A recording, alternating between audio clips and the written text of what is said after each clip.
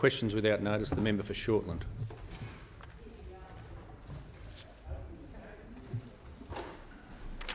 Thank you, Speaker. My question is to the Prime Minister. Vaccine supply in the Central Coast and Hunter region right through to Greater Sydney is an absolute mess. Isn't it true that there wouldn't be a desperate shortage of vaccines in New South Wales if the Prime Minister had done his job on quarantine and vaccine in the first place? The Prime Minister has the call. Mr Speaker, I reject the assertion made by the member in putting the question forward. Mr Speaker, I'm very pleased, and I thank particularly the member for Robertson, Mr Speaker. I thank the member for Robertson, Mr Speaker, for her advocacy and working closely with myself, Mr Speaker, the Minister for Health, and of course the Lieutenant General Fruin, in working through the challenges, Mr Speaker, of the supplies to those on the Central Coast and the Hunter. Now, Mr Speaker, the Commonwealth Government continued to provide all doses to GPs, pharmacists and all of those distribution points and points of presence right across New South Wales with no changes to those supply arrangements. The New South Wales Government, Mr Speaker, made a choice to redirect supplies from state hubs in New South Wales, Mr Speaker, some 20,000. Last night, Mr Speaker, I was able to advise the Premier that 180,000 additional doses would be brought forward to support the effort in New South Wales, on the condition also that the 20,000 doses went back into the regions, went back into the Central Coast, went back into the Hunter, went back into Armidale, went back into the south coast of New South Wales, went back into those communities that needed them, Mr Speaker, and the Premier readily agreed. The Premier readily agreed, Mr Speaker, and that means we're able to, through the rephasing over the course of the next month, and we're able to do the same. When I spoke to Premier Palaszczuk last night, we were able to provide over 111,000 brought forward doses to support the vaccination in south-east Queensland, Mr Speaker.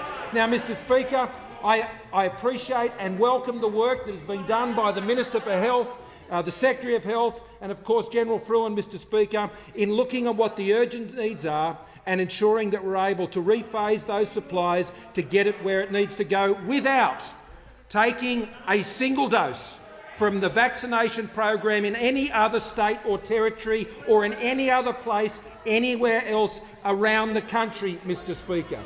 So we manage the program to deliver on the areas of critical need, but ensure that we continue to support the program right across the country, with another record day of over 220,000 doses administered in a single day, about well over 1 million doses being delivered a week. Over 80% of those aged over 70 now have had their first dose, Mr Speaker, and the vaccination program goes from strength to strength. Now, when the Leader of the Opposition, Mr Speaker, finally decides to sit down and talk to Lieutenant Fruin later today, Mr Speaker, I'm sure he can get the information, because he has been absent when it comes to getting advice from those in the system, Mr Speaker, who could assist him with his lack. The Prime Minister's time has concluded. The member for Reid. Thank you, Mr Speaker. My question is to the Minister for Indigenous Australians. Will the Minister outline to the House how the Territory Stolen Generation Redress Scheme, announced today by the Morrison government, will support the healing and well-being of stolen generation survivors in the Northern Territory, the ACT and Jervis Bay Territory? The Minister for Indigenous Australians. I thank you, Mr Speaker, and I thank the member for Reid for your question. But I also want to acknowledge the contribution you've made in respect to matters associated with social and emotional wellbeing, mental health and youth suicide. I appreciate the opportunity the Prime Minister and I had today to announce all of the significant elements of the Closing the Gap implementation plan after 12 months of signing this agreement with state and territory First Ministers. What's important is the elements that are within the Closing the Gap strategy, including the stolen generation, was based on us listening to what community said to us, working with the peak organisations. And what's important about this one is at the beginning of the year, Maisie Austin, along with Fiona Cornforth, came to see us and met with the Prime Minister and I, and they talked about the impact of our policies and the lingering legacy of the pain that they were still feeling. And so when we worked this through to seek a resolution, to give them hope and aspiration, to give them an opportunity to be in a position in which they can make some solid decisions about the remainder of their time, because most of them are now well-aged, and the impact of those policies have had its mark. But this will provide an opportunity for them to make decisions about entering aged care or finding an alternative to aged care. It helps in the process of the healing that we all talk about on both sides of the chamber. But what's important is we'll provide support and interventions that will assist them individually. It is part of telling the truth of this nation. They will tell their stories. We will provide individual apologies to them because of the work that has been done. The reaction from members of the Stolen Generation to our announcement this morning has been overwhelming in appreciation for the recognition that they have a special place in our history, and that we as a government have been able to create an opportunity for them to be acknowledged. And what I want to do is make sure that as we progress the rollout of the scheme is that they're informed of what our agency will provide.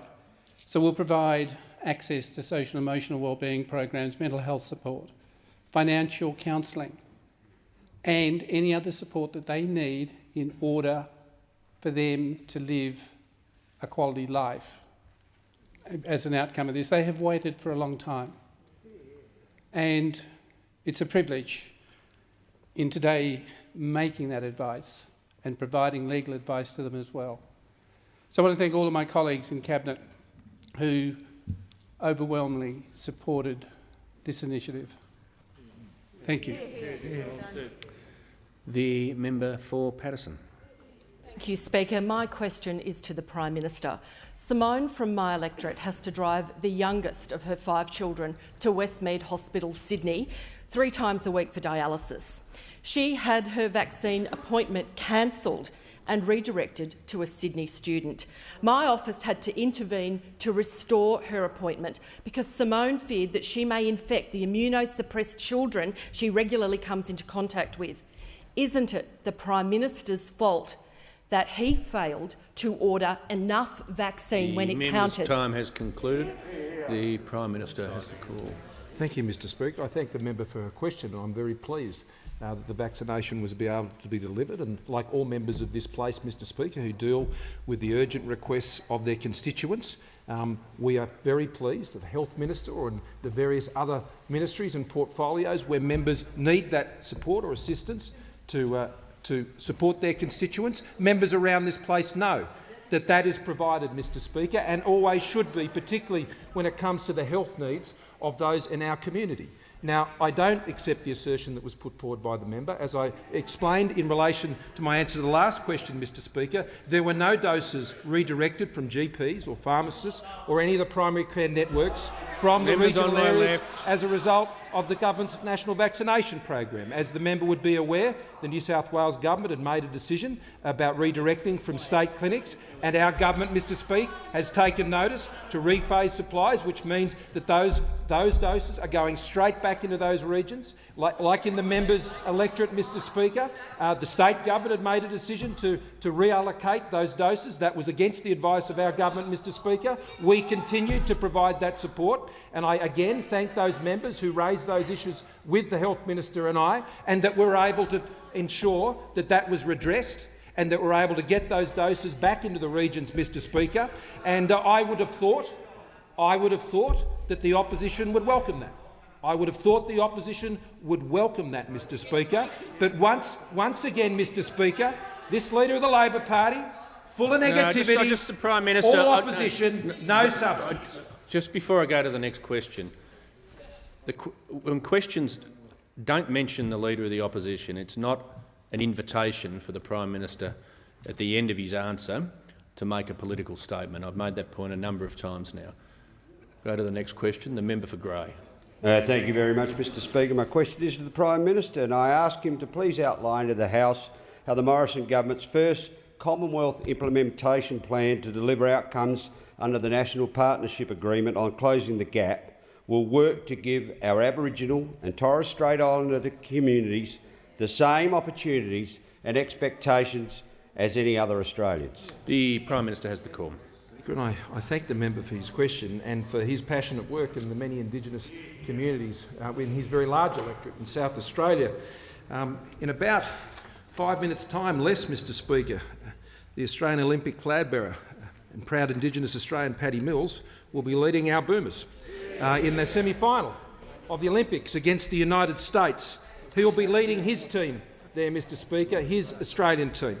And today, here in Australia, in our national parliament, we took another very important step, a very important step to work together as one team in this country, Mr Speaker, to close the gap for Indigenous Australians. And I want to thank the Minister for Indigenous Australians, and I particularly want to thank Pat Turner, the leader of the Coalition of Peaks of Indigenous organisations, with whom, Mr Speaker, together with the state and territory governments and local government, we have formed this team. We have formed this partnership because, Mr Speaker, we have learned that we must work better together and work out a better way to actually deliver on this important objective of closing the gap. And that's what we've done. And in the new Closing the Gap initiative, Mr Speaker, we have shared goals with Indigenous Australians. We have shared responses. We have shared responsibility. We have shared accountability. We are all in, Mr Speaker, to address the very urgent and important issue of closing the gap. One of the most important jobs of a government, indeed of a Prime Minister, Mr Speaker, is to focus on this issue as an enduring issue to close that gap, to improve the lives of Indigenous Australians, and that every boy or every girl who are an Indigenous Australian can grow up with the same opportunities and the same expectations as every Australian. And, Mr Speaker, those shared goals, and there will be discussion of those goals and those targets. Some will say they're not enough. Some will say they're too little, Mr Speaker. But what these goals are is they're shared. These are goals and targets that have been agreed between Indigenous Australians and the Australian government and the state and territory governments and the local government level, Mr Speaker, that we can work together to achieve. So the redress for territory and stolen generation peoples, Mr Speaker, some $378.6 million. The $250 million and more for renovating health clinics and housing health professionals to get those services to Indigenous Australians. $122.6 million on early childhood education and access to support for children of those ages. $45 million to support the maternal health and infant health, and $75 million for country boarding schools, and so much more, Mr Speaker. This is a team approach to addressing this task. It's an approach that sees the responsibility of all Australians brought together to close that gap, Mr Speaker. That is the important job in which we're engaged. The Leader of the Opposition. Thanks, Mr Speaker. My question's to the Prime Minister. In May, the Prime Minister announced he had increased the capacity of the Howard Springs quarantine facility to 2,000 people. But last Friday, his own department told the Senate COVID Committee that Howard Springs has never accommodated 2,000 people and will never accommodate 2,000 people. Why won't the Prime Minister stop making announcements that don't result in any action and start delivering a safe national quarantine system? The Prime Minister has the call. Mr Speaker, we have expanded the capacity of the National Resilience Facility to 2,000, Mr Speaker. That has happened. It does exist, Mr Speaker. That capacity exists at Howard Springs, and I thank Chief Minister Michael Gunner, Mr Speaker, for the partnership that he has worked together with us to establish that capacity, Mr Speaker, at the National Resilience Facility. And in addition to that, I welcome the partnership I've formed with Premier Andrews, Mr Speaker, to ensure that we can move forward on the quarantine facility in Melbourne, Mr Speaker, where we have let the contract and they're underway. I welcome the partnership established with Premier McGowan in Western Australia to see the Jandakot facility put in place, Mr Speaker. And I welcome the partnership we're working on with the Queensland Government, Mr Speaker, on these important facilities. Now, the facility at Howard Springs, which has played incredibly important role, Mr Speaker, especially in facilitating the return of Australians with the commercial flights that the government has been able to put on to bring Australians home when the capacity has been reduced all around the country to deal with the Delta variant. And as those facilitated commercial flights arrive, they are taking up the capacity which is there at Howard Springs to support those flights, Mr Speaker, and that will continue to increase in relation to the demand and the commercial flights that are there. And, Mr Speaker, I will ask the Health Minister to add further to my answer. The Minister for Health. Thank you very much, Mr Speaker, and I'm happy to add to the Prime Minister's answer and happy to respectfully correct the statements made by the Leader of the Opposition. The advice that we have from the Department of Health and in particular from the Northern Territory Government, and I quote, is the 2,000 capacity will be reached on 13, 22 and 31 August of this month. Numbers obviously rise and fall as people enter with different flights, but we have been working actually very closely with the Northern Territory Health Minister, Natasha Files. I think somebody that we've found extremely capable and cooperative, as we have in dealing with the Northern Territory Chief Minister. And so just to repeat, the presumption in the Leader of the Opposition's question was respectfully but categorically incorrect. The 2,000 capacity will be reached in Howard Springs on 13, 22 and 31 August. Has the Minister concluded his answer? The Minister's concluded. Is the Leader of the Opposition wishing to table something or no? Leader of the Opposition. Estimates report that I'm sure won't be allowed to be reported, but Senate estimate, the Senate COVID Committee report, the evidence of misframe from the Prime Minister and Cabinet, who reported there are practical reasons why we haven't got up and we'll never get there. Are you seeking leave? Yeah, I'm seeking leave. Is leave granted? It was a good guess. Leave not granted. And I call the honourable member for Clark. Speaker, my question is to the Prime Minister. Prime Minister, last fiscal year, Hobart's median house price increased by almost 20% and average rents rose by nearly 9%. Consequently, Tasmanians increasingly can't afford to purchase or even rent, the result being many families crammed into tiny and substandard properties, as well as increasing couch surfing and homelessness. Good news, though, is that the dreadful decision by the ALP to abandon its housing tax changes perversely creates an opportunity for the Parliament to develop a bipartisan response to the housing crisis. So, Prime Minister, will you seize the moment with every option on the table, including by looking afresh at negative gearing and capital gains tax? The Prime Minister has the call. Thank you, Mr Speaker, and I'll ask the Minister for Housing to add to my answer. At the last election, Mr Speaker, we took a very important program, the First Home Loan Deposit Scheme, which has been taken up and extended time and again and is getting more young Australians in particular into their first homes like never before. It is a proud history, Mr Speaker, of the Liberal Party and indeed the National Party, Mr Speaker, since we were force-forming governments under Sir Robert Menzies, that home ownership and the promotion of home ownership is in the DNA of the coalition parties, Mr Speaker. This, Mr Speaker, is something that we are forever committed to, Mr Speaker, because that is why we come forward with those types of programs, Mr Speaker, and ensure that Australians can realise their ambitions for home ownership, Mr Speaker. And the programs we've done to support that have indeed been very successful. And in addition, through the course of the COVID pandemic, the Home Builder program, mocked by those opposite, Mr Speaker, mocked by those opposite who thought this was a program that shouldn't be introduced, Mr Speaker. It was one we persisted with, Mr Speaker, and has ensured that it's got many Australians, thousands of Australians, into their first home. And these are the policies, Mr Speaker, that my government continues to pursue, because we are passionate about Australians getting into their first home, to ensure they can get that job, so they can pay lower taxes, Mr Speaker, and so they can save for that first home and they can realise their ambition. That, Mr Speaker, owning your own home, getting a job, getting trained, being able to provide for your own retirement, Mr Speaker, these are the great goals of life in this country that the coalition government supports and our policies are supporting, and I'll ask the Minister to add further. The Minister has the call. Thanks very much to the Prime Minister and to the member for Clark for his question. The Prime Minister rightly points out, between the First Home Loan Deposit Scheme, Home Builder, the First Home Super Saver Scheme, we actually have first home buyer levels at their highest for nearly 15 years. Counterintuitive, I know, in the middle of a pandemic, but first home buyers re-entering the market at the highest levels for 15 years.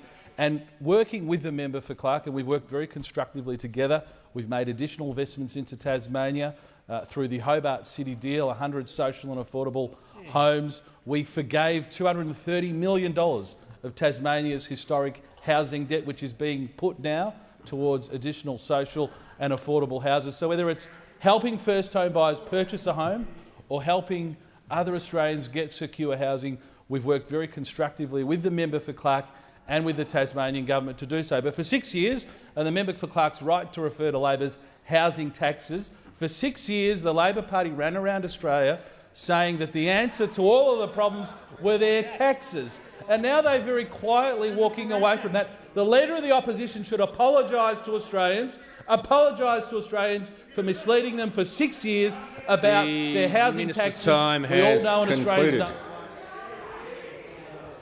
And I now give the call to the member for Mallee. Thank you, Mr Speaker. My question is to the Deputy Prime Minister. Will the Deputy Prime Minister update the House on how the Morrison-Joyce government is delivering critical infrastructure projects, creating jobs for Indigenous Australians and driving growth in rural and remote communities as part of the government's commitment to closing the gap outcomes? The Deputy Prime Minister has the call. Well, thank you very much, Mr Speaker, and I thank the honourable member for Mallee for a question on this auspicious occasion of closing the gap. I say back to the people in the Kamilaroi areas at home, Yame Malia Gabba Yara Da, which is basically good afternoon. How are you all? Now, I might note that what the member for Mallee has been in a time in this building is an incredible champion for infrastructure in regional areas, especially in her electorate of Mallee.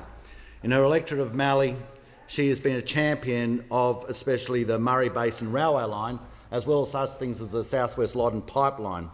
She is always basically pestering me about making sure we get further infrastructure into her area, whether it's roads, whether it's rail, and that is absolutely pertinent to how we make sure we also include the Indigenous Australians. In my area they call themselves Aboriginal, and I respect that, Indigenous Australians to get more opportunities, economic opportunities from the investment by the Commonwealth.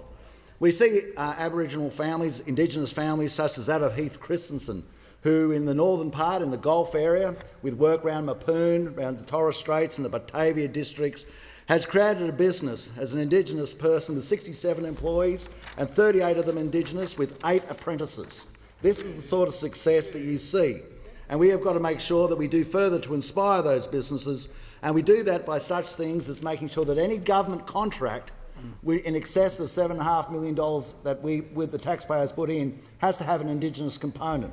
This is incredibly important. In the forward plan of infrastructure, which I know and was a vital part of it, as the member for Riverina, there's $400 million of benefit that goes towards Indigenous people. We will look at major pieces of infrastructure such as the inland rail, and the benefit will be to places, whether it's not quite on the rail, Dubbo, but Narromine, Narrabri, Moree, Gundawindi, Toowoomba. Note all of those are Indigenous names. It's infrastructure in Indigenous areas, helping Indigenous people. And that's what I think all of us have to do, because economic advancement through participation in infrastructure, through giving people the opportunity of trades, to showing them that they can run their own businesses like Mr Christensen does, like I saw when I was in St George with so many Indigenous businesses there. This is vital. This is a vital component of closing the gap in a real and deliverable way that will sustain itself through generations as family members come into family businesses. We have come a long way since Eric Dareel was the first Indigenous state member of Parliament, and was brought that was in the Bjelke-Petersen government, but we've still got further to go. So in closing and looking back to the Kamilaroi people, Yano Barami Barai. And I now give the call to the member for Chifley. Thank you, Mr Speaker. My question's to the Prime Minister.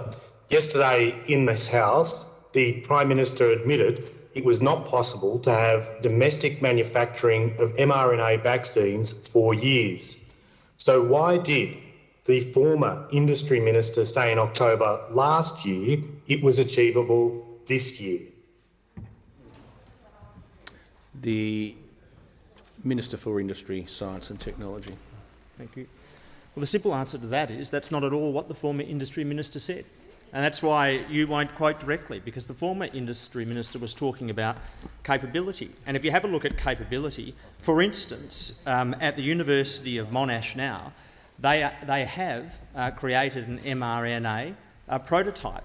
Now, the capability in the science to create these things, these remarkable vaccines, exists, and that was acknowledged by the former Industry Minister. It's acknowledged by this government.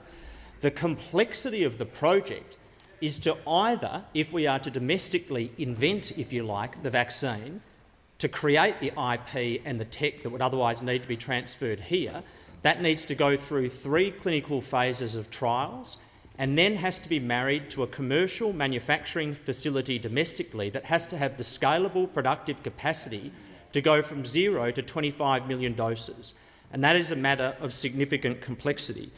In fact, it was reported, I think, in the Sydney Morning Herald not that long ago that some other countries in the region had, in the words of that article, signed major global partners for local mRNA facilities, and they mentioned Singapore and South Korea. And to give the member who asked the question some idea of the complexity of this, in Singapore, the German company BioNTech announced in May that it would seek to establish a manufacturing facility in Singapore. Now, that is looking to commence the sort of operations that we're talking about here in 2023, and that is similar to the type of advice that we are getting as to what is doable and achievable. And where that article mentions South Korea, what needs to be noted is that the deal, it appears, in South Korea is with Moderna and merely for fill and finish, not for the full manufacture from the lab through to millions of doses. So this is a matter of some complication. And I would respectfully say to the member that the reason why we, unlike the Leader of the Opposition, have pinned things like Australia's international reopening to the domestic manufacture of mRNA is because there are simply too many uncertainties on the timeline to do that. Well, it's precisely what you've done. Well, journalists, what's your plan to reopen Australia to the rest of the world? I've had a 4-point plan, and it's a 4-point plan that I've been advocating all of this year. I just say to the Minister for Industry, Number 4, to manufacture mRNA. I just say to the Minister for Industry, he's now seeking to answer a question he wasn't asked. And there are unfortunately uncertainties in this, but they are uncertainties that we're working through on a timeline based on all of the expert advice that is available to us. Now, it may be the case that Labor would treat this in a policy fashion that they've treated other matters recently, and that would be a grave error.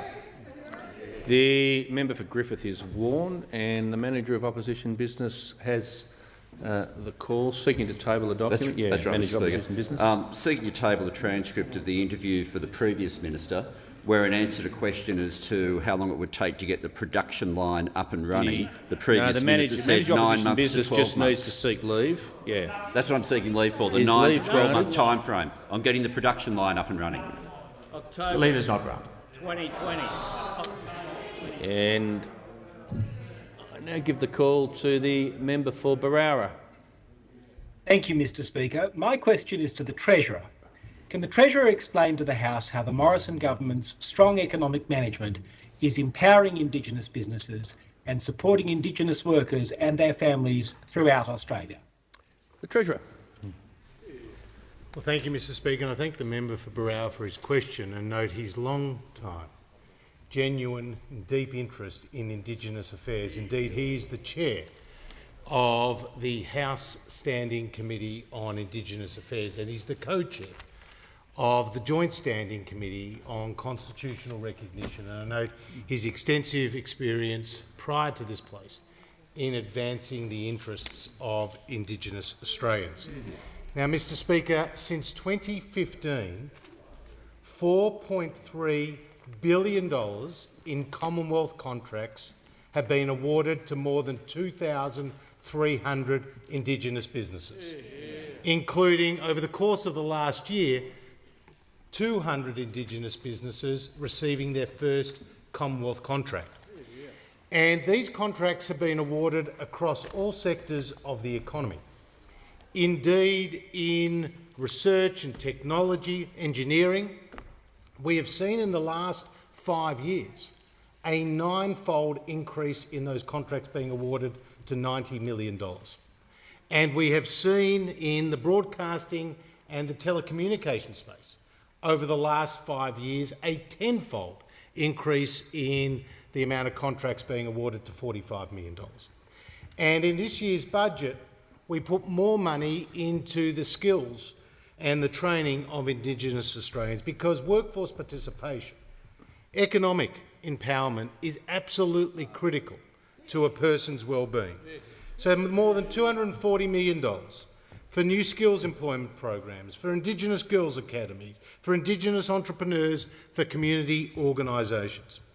And the various programs being supported by this government are helping many individuals and communities across the country. Like one, Ashley Rayner, who, when he left school, became a tradie. And he wanted to enter into starting up his own business in the engineering space. He was a proud Indigenous man. And he established GWS Engineering. And he participated in the Developing Indigenous Business and Leadership Capability Project, which helped his business secure the welding certifications that would be needed for that business to go and secure larger size contracts. Now he's also received a $40,000 grant, and we have seen the number of employees in that business increase over recent times from 15 to 27 employees, including more Indigenous workers. And each and every year, with the support, he's been increasing substantially the revenue of his business. This is what's happening on the ground. Substantial contracts being awarded to Indigenous businesses and economic empowerment, improving the lives of Indigenous Australians. The Prime Minister had just indicated to me earlier... For the information of the House, I'm sure we'd all be pleased to know, with the gold in the men's K2 1000 of Jean van der Westhuizen and Tom Green, and the men's skateboarding Keegan Palmer, that now brings to 17 gold medals, which equals our record haul from the Athens Games of 2004. And the Boomers are up. The member for Werriwa. My question is to the Prime Minister. Today was the worst day in Sydney, in the Sydney outbreak so far. So does the Prime Minister take any responsibility for the failure to lock down Sydney in the early stages of the outbreak, given how he congratulated the Premier for doing just that? The Prime Minister has the call. Thank you, Mr Speaker. The decisions that all premiers take across the country in relation to lockdowns are difficult decisions. And over the course of this last 18 months, the premiers right across the country, chief ministers and I have worked together to ensure, Mr Speaker, that in this country we have one of the lowest rates of death as a result of COVID of any country in the world. And Mr Speaker, despite the fact, Mr Speaker, that we continue to see those fatalities, and they are dreadfully, dreadfully tragic, Mr Speaker, and no one in this House would think otherwise. But the fact is that I commend the work that has been done by governments around the country, state premiers, chief ministers, those doing their job every day, as it is indeed ours to do our job, Mr Speaker, working together to save lives and to save livelihoods. Now, it is true that on many occasions, Mr Speaker, the New South Wales government took decisions not to lock down, and they were able to contain those outbreaks, Mr Speaker. They were able to support jobs, support livelihoods, Mr Speaker. They were able to do that, Mr Speaker. And on this occasion, that hasn't been the case. That hadn't been the case. On other occasions, Mr Speaker, premiers have made decisions to lock down when then it could have been argued they could have kept their states open.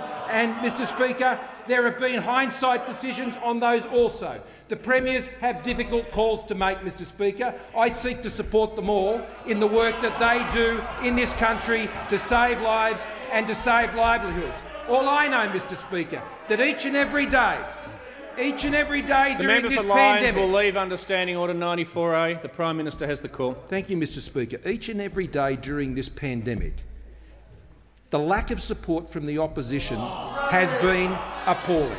Their constant pursuit of politics has undermined our national effort. The negativity of this Leader of the Opposition has been appalling. The Prime Minister will resume his seat. Has the Prime Minister concluded his answer? The member for Fisher has the call. Thanks, Mr. Speaker. You can take your mask off when you ask the question. Thanks, Mr. Speaker. My question is to the Minister for Health and Aged Care. Will the Minister please update the House on how the Morrison government's measures in relation to health and mental health are helping to close the gap? The Minister for Health has the call. Thank you very much, Mr. Speaker, and I particularly want to thank the member for Fisher, both for his passion for Indigenous affairs, but more generally for his deep focus on mental health across all communities, but especially in Indigenous Australia. Today, very sadly, the world passed 200 million cases of COVID. It passed 4.25 million lives lost, and around the world, Indigenous communities have been devastated by the impacts of COVID in Brazil, the United States, in Canada and so many other countries. And whilst our Indigenous community here has not escaped, perhaps no Indigenous community in any major country has been able to manage and to achieve the results in saving lives and protecting lives in any way comparable to that which has occurred in Australia's Indigenous communities. We have had 183 cases on the latest advice that we have, but no lives lost, and no case in any remote Indigenous community in Australia of coronavirus. That is an almost unimaginable outcome. It is a national achievement in terms of closing the gap of the highest order. There is a rate of COVID amongst Indigenous Australians of 1/6 of that of the national average. So the efforts in terms of placing biosecurity bubbles, in making sure that rapid point-of-care testing using the GeneX kits, in terms of the Aboriginal community-controlled health services and all of the programs that were put in place have made a profound difference. That these are part of a much broader plan, not just related to COVID. In terms of mental health, we know the challenges. We know that the suicide rate is unacceptably high. Any suicide rate is unacceptable. But to have a rate in Indigenous communities that's double the national average is a tragedy.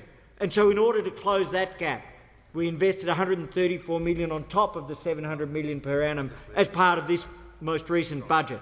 In particular, the focus on Gaia Dewey and Lifeline working together with over $16 million, the focus on Indigenous suicide prevention trials.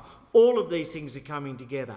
And more broadly, the work we are doing on Indigenous health is closing that gap. It's not done yet. There's more to do.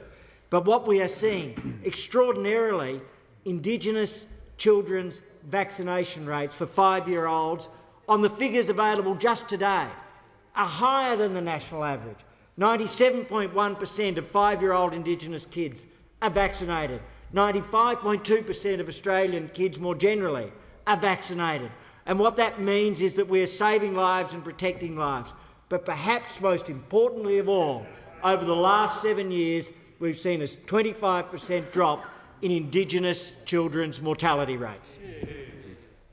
The member for Perth. Thank you, Mr. Speaker. My question is to the Prime Minister. The Prime Minister just said he, quote, seeks to support all the premiers in the work they do in this country to save lives. So why then did he intervene in the High Court case to support Clive Palmer's attempts to tear down the WA border? Prime Minister has the call. Mr. Speaker, I was also the Prime Minister which, after discussions with the West Australian Premier, decided to withdraw our case. Members on my left, member for Shortland, Mr. Speaker, member for Isaacs. Mr. Speaker, members on my left. Mr. Speaker, that is what leaders do. They work with each other. They work with each other, Mr. Speaker. It is the standard process for Commonwealth governments to engage in High Court cases involving those types of matters, as the previous government would have done and any other government has done, Mr. Speaker. But as the issue unfolded and as I discussed the matter with Premier McGowan, Mr. Speaker, and I worked through those issues with Premier McGowan, Mr. Speaker, we took the decision which we thought was in the best interests of the country and of Western Australia. So I know the Labor Party, Mr Speaker, wants to only look at things going back, Mr Speaker. I understand that. I understand that, Mr Speaker. But what they will not acknowledge, Mr Speaker, that where there are issues that have had to be turned around and addressed and fixed, that's exactly what we're doing, Mr Speaker. That is exactly what we're doing, Mr Speaker. So last night I was on the phone to a Labor Premier in Queensland and a Liberal Premier in New South Wales, Mr Speaker, as I regularly am, working through the issues during the course of this last week, working with the Western Australian Premier, working with the Minister for Transport, working with the Assistant Minister for Transport to resolve important issues regarding crews on Western Australia, ships entering Western Australia. Mr Speaker, we work every single day with the Premiers and the Chief Ministers to work through the national response to COVID, which has saved lives and saved livelihoods. That's what the government is doing. That's what the state and territories and governments are doing, Mr Speaker. What the Labor Party is doing is politicising a health crisis for their own gain, Mr Speaker, and the Australian people can see it every single day, undermining the national vaccine program, undermining partnership, Mr Speaker. Constant negativity, Mr Speaker. This is a leader of the Labor Party who couldn't be bothered even coming to Canberra to meet with the head of our vaccination program, Mr Speaker. Couldn't even be bothered. I'm just... The member for Isaacs is warned. I've said to the Prime Minister on a number of occasions it is not an opportunity for him to launch a political attack on the Leader of the Opposition when he's been asked a specific question by a private member about a specific issue. I'm making that very clear. The Leader of the Opposition— Point of order, Mr Yes. Speaker. Goes to the standing orders and your previous rulings about when a personal explanation has been given outlining the facts. I outlined the facts regarding Lieutenant General Fruin yesterday, including the details that are there in emails and the fact that my office did not hear from them in between the 25th of June and the 20th of July, and the fact that a briefing was offered for this parliamentary sitting week, and the fact that I offered 3 dates, 2 on Tuesday, 1 on Thursday, in accordance with the request, and that the Health Minister's Chief of Staff responded back, accepting let's lock in 4 p.m. on Thursday invite to follow. The Prime Minister has twice during this question time repeated something that he should know is untrue, that is untrue, and I ask him to withdraw.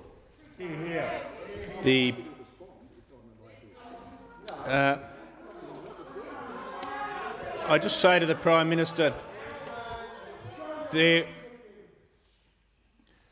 it is not a question under that standing order of being asked for a withdrawal. That's not right. I'm very familiar with the standing order. Say to the Prime Minister saying he's not going to withdraw is very unhelpful for the debate. I'm saying that is very unhelpful when I'm seeking to rule. As it happens on this occasion, the point of order raised by the Leader of the Opposition would not warrant a withdrawal because there's a specific standing order. But I'm making the general point. If the chair does ask for a withdrawal, that has to happen. Now, I'm going to rule on the standing order. This is a problematic standing order, as I've said before. This was introduced in 2013 by the then Leader of the House.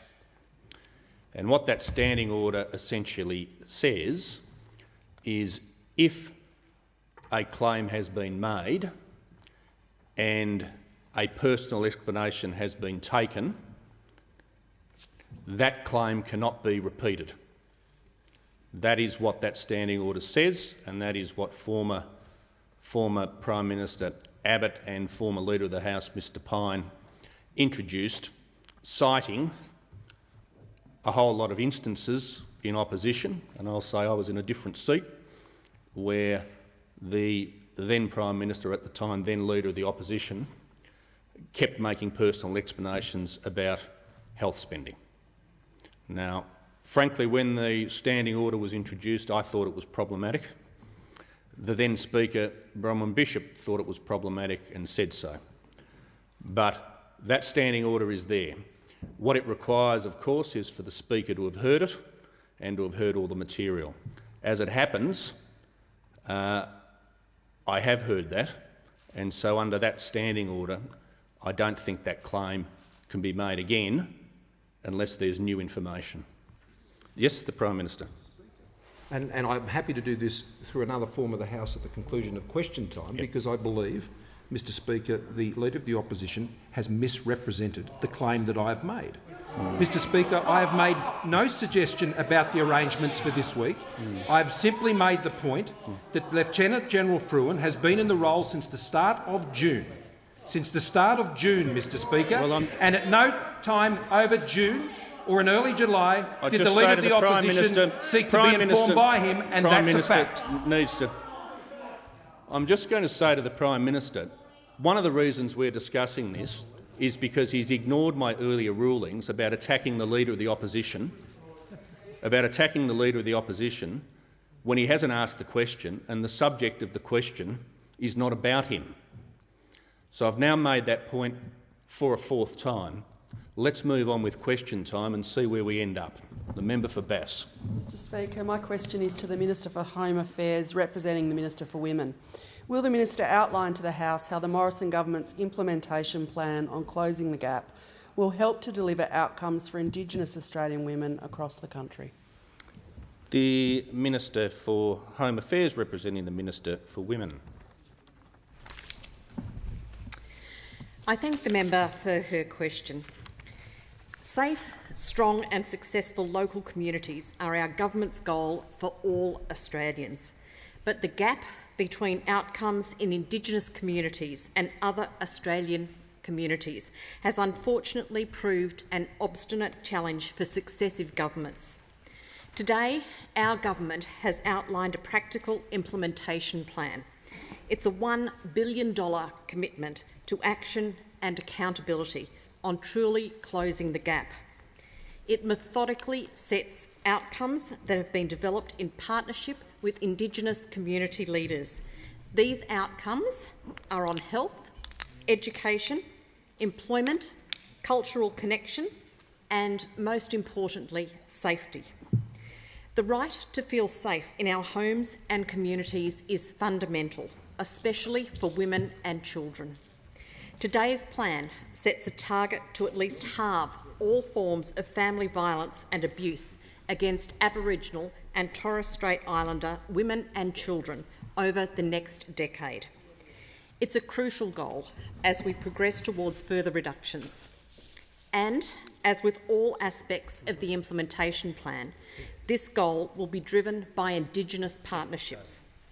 In that regard, we acknowledge and welcome the Women's Voices report, which was finalised last year. It was informed by a nationwide consultation process with Aboriginal and Torres Strait Islander women and girls, and will be used to inform future policies, including the next national plan to reduce violence against women and children. We've already invested $1.1 billion as a down payment on that plan, which will be further developed at the National Women's Safety Summit next month. The plan is, of course, part of the Women's Budget Statement, which includes many practical measures to support Aboriginal and Torres Strait Islander women to achieve economic independence. And just a couple of examples include over $63 million to provide an extra 2,700 places for Aboriginal and Torres Strait Islander girls and young women to participate in girls' academies, or close to $14 million to establish an early-stage social enterprise foundation, helping Indigenous women get the financing to set up new businesses to improve their economic security. Practical programs like these, together with the implementation plan we've set out today, will ensure ongoing support for Indigenous women as they lead their communities in an effort to close the gap and create a safer and stronger future. The member for Ballarat. Thank you, Speaker. My question is to the Prime Minister, and I refer to the answer the Minister for Urban Infrastructure gave yesterday on the Commuter Car Park Fund. Yesterday, the minister claimed decisions were based on departmental advice, yet the Auditor-General found not one of the 47 car parks were recommended by the department. If it wasn't the department and it wasn't the minister, who recommended these car parks in target seats? And is the Prime Minister's own role in this fund the reason he won't establish an anti-corruption commission? The Minister for Urban Congestion has the call. Well, I do thank the member for Ballarat for her question, and I remind the House of some of the key points made by the Auditor-General in his report. The department has provided clear funding recommendations in respect to the 33 projects for which it has submitted written briefings to the minister, reflecting the results of the department's assessment of project eligibility and merit. On each occasion, the department recommended that the funding be provided. And the Auditor-General's report also makes it perfectly clear, Mr Speaker, under the Infrastructure Investment Program arrangements, the Australian Government may commit funding to an investment project at any time for any phase based on information it deems appropriate. So the minister had the authority. The minister was acting within authority. What the Auditor-General also said was, quote, "The recording of reasons for funding decisions did not adequately explain how the preference evident for projects located in Australian Labor Party-held electorates had resulted from a merit-based process." Oh, I do apologise, Mr Speaker. I've accidentally gone to the wrong Auditor-General's report. I've accidentally gone to number 9 of 2014-15, the design and conduct of the third and fourth funding rounds of the Regional Development Fund. And who was the minister? It was the member for Ballarat, Mr Speaker. Minister will resume his seat. Members on my right will cease interjecting. The Manager of Opposition Business on a point of order. On direct relevance, if the minister can't spend 3 minutes defending this decision, I think it says it all. The minister has the call. The minister has the call. And, Mr Speaker. No, hang on.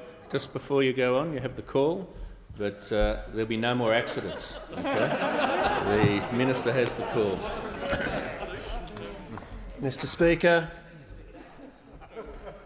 Lord, make me pure, but not just yet, is the well-known prayer of St Augustine. Lord, make me pure, but not until we go into opposition, is the prayer of the Ballarotter. No, the minister will withdraw that phrase. I withdraw. The member for Leichhardt. Thank you very much indeed, Mr Speaker. My question is to the Minister for Education and Youth. Will the minister update the House on how the Morrison government is improving the lives of Aboriginal and Torres Strait Islander children through better access to early childhood and school education? The minister has the call. Thank the member for Leichhardt for his question and also for what I'd regard as being his lifelong commitment towards the advancement of Indigenous Australians, not only in his electorate, of which there are many communities in far north Queensland, but right across this great nation. Mr Speaker, if we want to close the gap, we have to start at the beginning, and we have to ensure that kids have the best possible start in preschooling, and we've got to back them right throughout their school years, because if they do well there, the chances are they're going to do well more generally throughout the rest of their life. But at the moment, we're not achieving where we should be.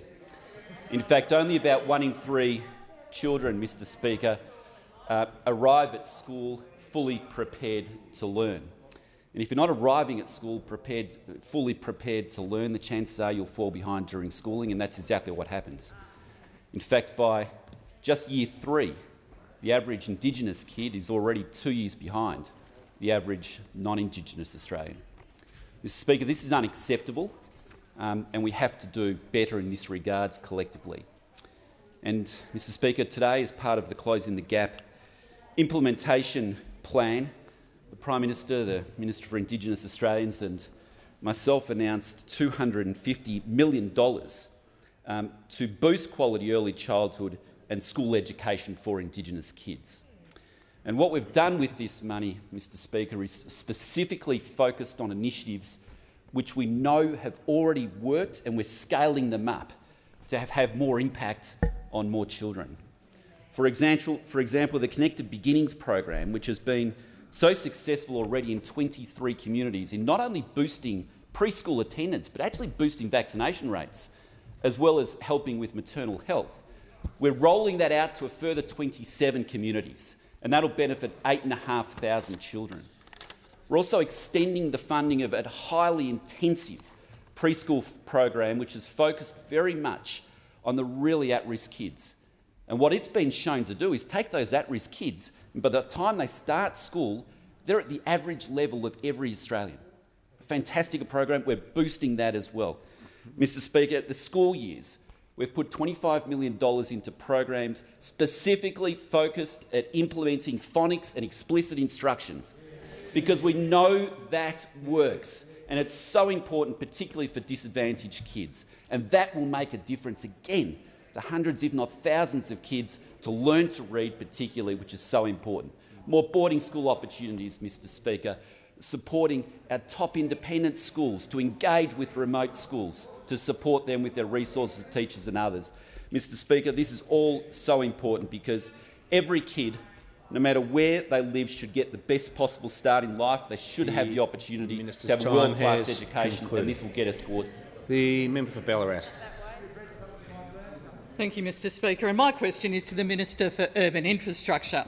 Can the minister confirm that he signed a brief on the 1st of February 2018 about the Leppington Triangle purchase for 10 times its value that told him the land valuation was jointly conducted with the landowner, the department proposed a persuasive package of incentives for the landholder, and the deal would be kept secret? How could the minister possibly say this rotten deal for taxpayers seems perfectly sensible to me? The minister has the call. Well, I do thank the Shadow Minister for her question, and I make the point that the Auditor-General's report to which she referred made it clear that the brief that was provided to me as Minister said, quotes, "The approach taken by the department of omitting key information in the briefings to decision-makers and ministers was inappropriate and inconsistent with acting ethically." So the Auditor-General's report itself made it clear that inadequate information was provided in the brief, also made it clear the decision-maker was not the minister but the Deputy Secretary of the department.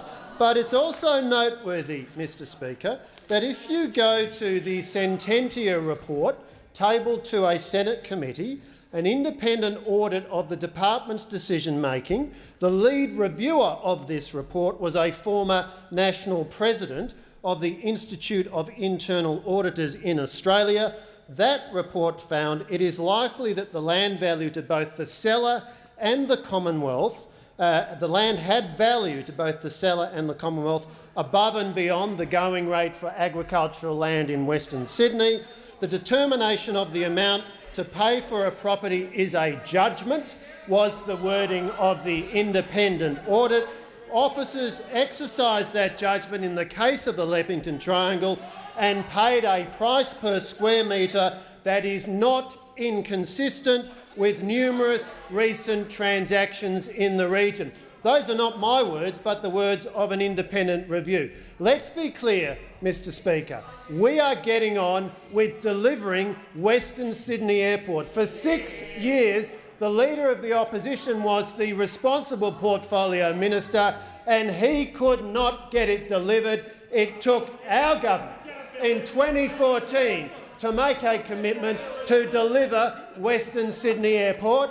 We've committed to spend $5.3 billion on delivering Western Sydney Airport, and as we speak, we are now at a point where earth moving is extremely well advanced. We're on track to commence construction of the terminal within coming months. We are getting on with delivering this transformational project which the Leader of the Opposition never managed to make progress in. The member for Curtin. Thank you, Speaker.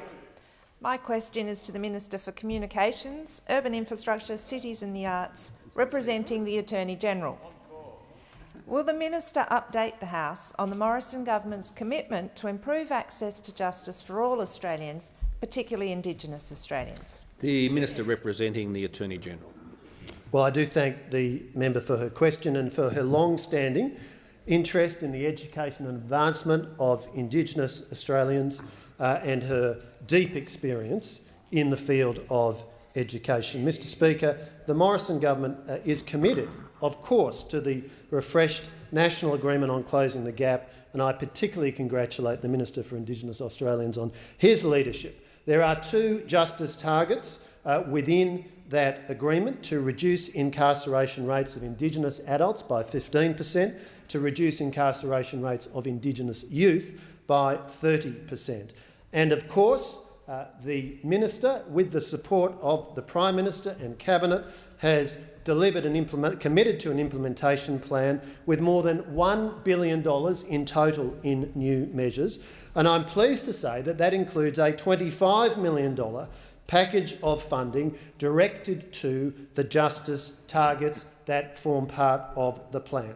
And that includes $9.3 million for the Aboriginal and Torres Strait Islander legal services for expensive and complex cases, and to support criminal justice reform through coronial inquiries. It includes $8.3 million in funding for culturally safe and appropriate family dispute resolution for Aboriginal and Torres Strait Islander people. It includes $7.6 million in funding to establish and support the Justice Policy Partnership between all Australian governments and Indigenous representatives, and it includes funding to provide support for jurisdictional implementation of the optional protocol to the Convention Against Torture and Other Cruel, Inhumane or Degrading Treatment or Punishment. And the funding for culturally safe and appropriate family dispute resolution for Aboriginal and Torres Strait Islander people will provide selected Aboriginal community-controlled organisations to assist Aboriginal and Torres Strait Islander families resolve post-separation parenting and property disputes through culturally safe and tailored models of family dispute resolution to best meet the needs of those families. The Commonwealth's investment in the Justice Policy Partnership is a key first step in improving justice outcomes through a joined-up Australia-wide approach in line with the commitment under Priority Reform 1 of the National Agreement. And the actions I've mentioned in relation to implementation of the optional protocol for the Convention Against Torture directly contributes to achieving Justice Targets 10 and 11. So our government is committed to this very important work, and we are backing that commitment with substantial allocation of financial resources. The member for Isaacs. Thank you, Mr Speaker. My question is to the Minister for Urban Infrastructure. Has the Minister been interviewed by fraud detectives in the course of the Australian Federal Police's investigation of the Leppington Triangle land deal? Wouldn't it be perfectly sensible to establish an anti-corruption commission so ministers and public servants who rip off taxpayers are held to account? The Minister has the call. No, I have not been interviewed. And we have on what possible grounds would I be? I might further ask, but we know Member that, for Moreton. The Minister has the call. And I also make the point that in relation to the broader question, the Shadow Attorney-General has asked, our well-developed plans for a Commonwealth Integrity Commission are widely understood. The member for Flynn. Thank you, Mr Speaker. My question is to the Minister of Agriculture in Northern Australia. Will the Minister outline how the Morrison Government partnership with Aboriginals and Torres Strait Islander people in biosecurity, including through Indigenous range of programs and across Northern Australia, will help achieve closing the gap targets? The Minister for Agriculture and Northern Australia. Well, thank you, Mr Speaker. And I thank the member for Flynn for his question. And the member for Flynn represents a rich and proud agricultural area. And he knows better than anyone the importance that biosecurity plays in protecting our agricultural landscapes, but also our reputation as a clean, green producer of some of the best food and fibre in the world. It gives us a competitive advantage to send our product around the world and command a premium for it. And that's why, as part of the Australian Government's Ag 2030 plan, one of the key pillars of that plan is around biosecurity. And between the budget in May and the budget back in October, the federal government has committed now $1.2 billion worth of projects and programs to support biosecurity, to protect Australian agricultural production systems and to protect our environment.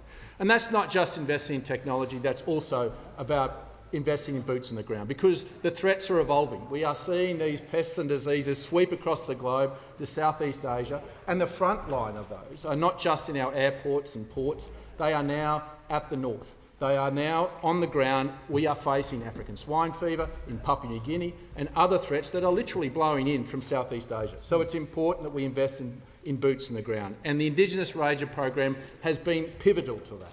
The biosecurity piece of the Ranger program has been at the forefront of protecting Australia's borders. And this investment is not just about us protecting, it's also an investment in businesses, Indigenous businesses. There are 64 Indigenous Ranger biosecurity groups. They are all businesses that are paid a fee for service to the Australian government, to the Australian taxpayer. These are businesses that are being set up that are employing local Indigenous people. And this is important that we are also complementing this with grants to these businesses to build capability and capacity of young Indigenous Australians. And I'm proud to say that with that, we're also creating traineeships. And this month, there will be 5 new trainees that will start as Indigenous Rangers in Northern Australia, from Cairns right across, to make sure they are part of the new breed of Indigenous Rangers protecting Australia.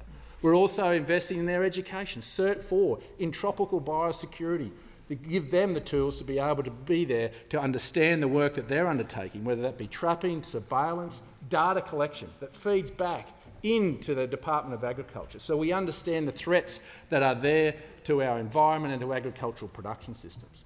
And the important thing about this is that we are matching generations of traditional knowledge with today's science and technology to make sure that our borders are as safe as they can be and that we are protecting agricultural production systems and the environment into the future. Good Minister. The member for Ballarat.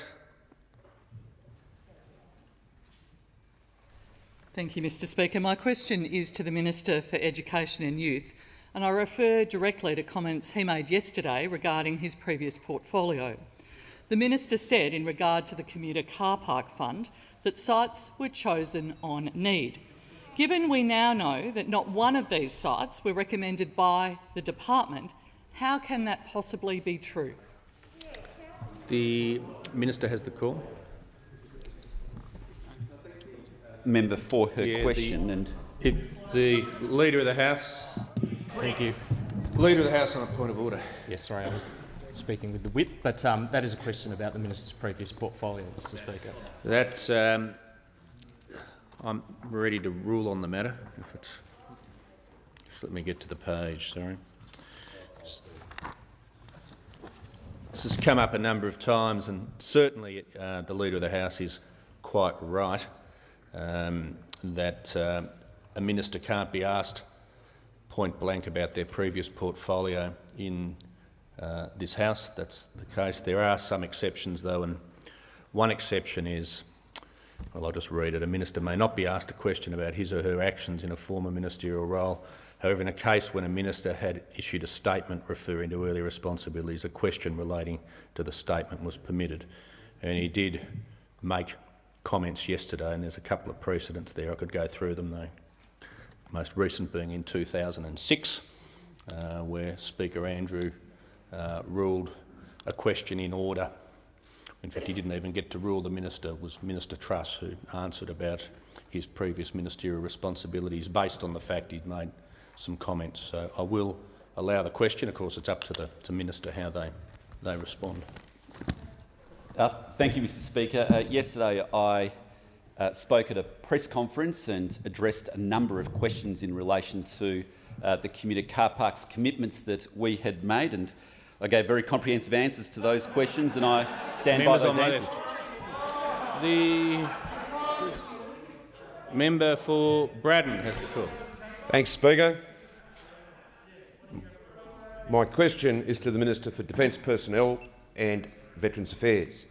Will the Minister outline to the House how the Morrison government is continuing to support our veterans, including our Indigenous veterans, and including our Indigenous defence businesses?